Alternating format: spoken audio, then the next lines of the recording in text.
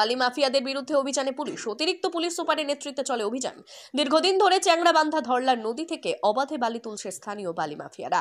মাঝে মধ্যে পুলিশি ধরপাকড়ের সাময়িক বন্ধ থাকে বালি উত্তোলন। পুলিশ প্রশাসনকে বুড়ো আঙুল দেখিয়ে আবার সেই উত্তোলন জারি রাখেন বালু মাফিয়ারা। মাফিয়া রাজ বন্ধের লক্ষ্যে শুক্রবার অতিরিক্ত পুলিশ সুপারের নেতৃত্বে মেখলিগঞ্জ থানার এক বিশাল পুলিশ বাহিনী অভিযানে নামে।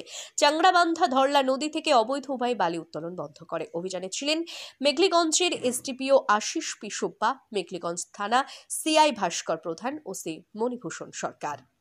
জানা যায় যে পুলিশি অভিযান চলাকালীন স্থানীয় কতিপয় গ্রামবাসী প্রশাসনের কাছে হস্তক্ষেপ করে। পুলিশ বাহিনীর সঙ্গে গ্রামবাসীরা বাক বিতণ্ডায় জড়িয়ে পড়ে। পুলিশ 2টি ফুকলেন, জেসিপি এবং 3টি ট্রাক্টর বাজেয়াপ্ত করে। ঘটনাস্থলে থাকা কয়েকজনকে গ্রেপ্তার করে। অভিযান প্রসঙ্গে মাথাভাঙার অতিরিক্ত পুলিশ সুপার সন্দীপ গড়াই বলেন, স্যার দীর্ঘদিন দিয়ে স্যার এই ধরলা নদী স্যার বালি চুরি হচ্ছে স্যার, এটা স্যার পেপারে বিভিন্ন মিডিয়ার শিরোনামে আসতেছে স্যার।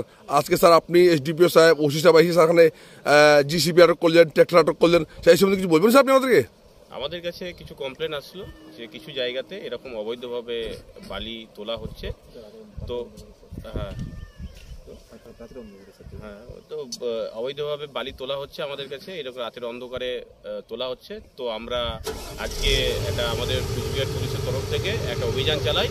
তো অভিযান চালিয়ে যারা এই বেআইনি কাজকর্ম করছিল তাদের এগেনস্টে আমরা অ্যাকশন নিচ্ছি এবং আইনত যে কাজকর্ম আছে অ্যাজ পার লিগাল স্টেপ আমরা নিচ্ছি। স্যার আজকে কি আটক করলেন স্যার?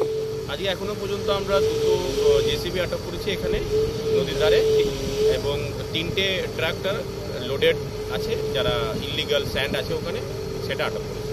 স্যার এই অভিযান কোন কোন জায়গায় চলছে স্যার? এটা আমাদের এই চ্যাংড়াবান্ধা এলাকা এবং পার্শ্ববর্তী যে গ্রাম পঞ্চায়েতগুলো আছে যেখানে নদীর ধারে এই বেআইনি কাজকর্ম চলছিল রাতের দিকে, সেই জায়গাতে আমরা অভিযান চালাচ্ছি।